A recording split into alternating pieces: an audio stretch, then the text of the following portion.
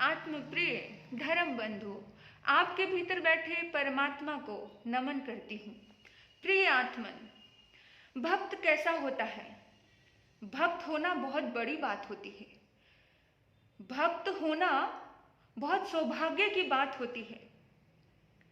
भक्त हर पल आनंद में रहता है। भक्त का मन हर पल शुक्रिया से भरा होता है। भक्त कैसा होता है पता है? भक्त बड़ा प्यारा होता है, बड़ा खूबसूरत होता है। भक्त का मन बड़ा प्रेम और कृपा और अनुग्रह से भरा होता है। भक्त का मन। बंधुओं, संत एकनाथ जी, एक बार की बात है कि वो विट्ठल नाथ जी के मंदिर में गए और वहां जाकर के वो परमात्मा को शुक्रिया करने लगे और कहने लगे कि प्रभु, तेरी बहुत कृपा है मुझ पर। तूने मुझे स्त्री नहीं, तूने मुझे पत्नी नहीं, तूने मुझे सत्संग दिया है। क्योंकि संत एकनाथ जी की पत्नी बहुत अच्छी थी, बहुत अनुकूल थी। और सौभाग्य होता है उन लोगों का जिनकी पत्नी अनुकूल होती है। तो वो अपने आप को बड़ा सौभाग्यशाली मान रहे थे कि प्रभु धन्यवाद है तेरा कि मुझे स्त्री नहीं, मुझे सत्संग मिला। मैं 24 घंटे सत्संग में रहता हूँ।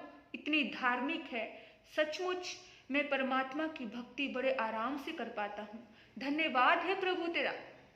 और थोड़ी देर बाद उसी मंदिर में संत तुकाराम जी गए। भक्त थे बहुत बड़े। तुकाराम जी ने कहा, प्रभु तेरा बहुत धन्यवाद है प्रभु, तेरा बहुत उपकार है प्रभु, बहुत बहुत अनुग्रह किया है प्रभु तूने मुझ पर। प्रभु तूने मुझे इतनी कर्कशा पत्नी दी है, तेरा धन्यवाद है। अगर बहुत अच्छी पत्नी दी होती, अगर बहुत ज्यादा प्रेम करने वाली पत्नी दी होती प्रभु, अगर बहुत ज्यादा मोह और बंधनों में बांधने वाली पत्नी दी होती प्रभु, तो मैं तेरी भक्ति नहीं कर पाता प्रभु। मुझ पर आपने बड़ा बड़ा अनुग्रह किया प्रभु, जो मुझे ऐसा रिश्ता दिया। मेरे बंधुओं, विचार करना, सोचना जरा। वो सोचने लगा कि अगर मुझे बहुत अच्छी पत्नी मिलती तो मैं मोह में पड़ जाता, तो मैं उसी में लगा रहता, उसी में डूब जाता, उसी में उलझ जाता। उसमें भी वो आनंद की अनुभूति कर रहा है। लोग कहते हैं हमें रिश्ते अच्छे नहीं मिले। मेरे बंधुओं देखो, भक्त हृदय कैसा होता है। कैसे भी रिश्ते मिले, उन सभी रिश्तों में कैसे वो आनंदित रहता है, कैसे वो खुश रहता है। और तो और देखिए, एक नाथ जी को अनुकूला पत्नी मिली है ना, और वो आनंद में है। संत तुकाराम जी को प्रतिकूल पत्नी मिली तो भी वो आनंद में है। और नरसिंह मेहता की पत्नी उनको छोड़कर दुनिया से ही चली गई, तो भी वो पता है क्या बोलते हैं? वो कहते हैं, प्रभु कुटुंब में उलझा रहता, तूने मुझे जल्दी मुक्त किया।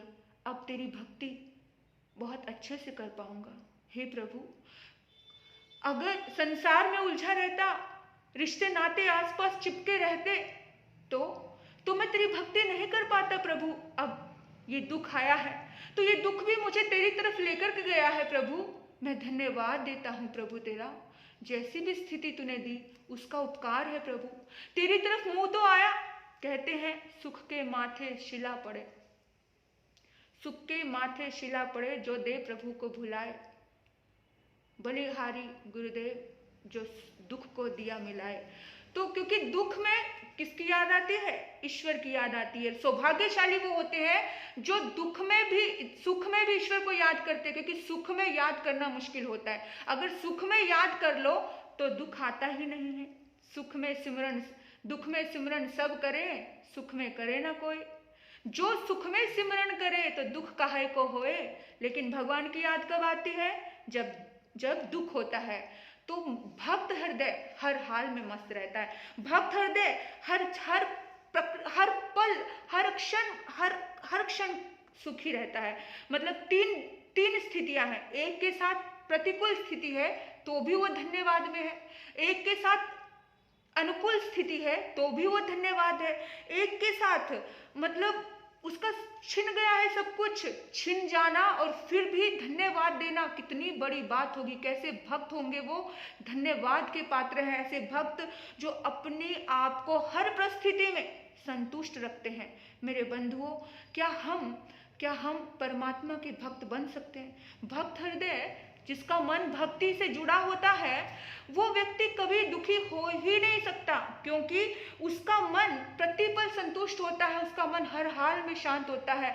वो परमात्मा से यही कहता है कि प्रभु तेरा धन्यवाद है, जो हुआ वो भी अच्छा हुआ, जो होगा वो भी अच्छा होगा। क्यों? क्योंकि मैं तेरी शरण में हूँ, जो तेरी मर्जी है वही सब होगा, और तेरी मर्जी मुझे स्वीकार है। वो कहते हैं ना, तेरे फूलों से भी प्यार, तेरे कांटों से भी प्यार, तेरे फूलों से भी प्यार, तेरे कांटों से भी प्यार।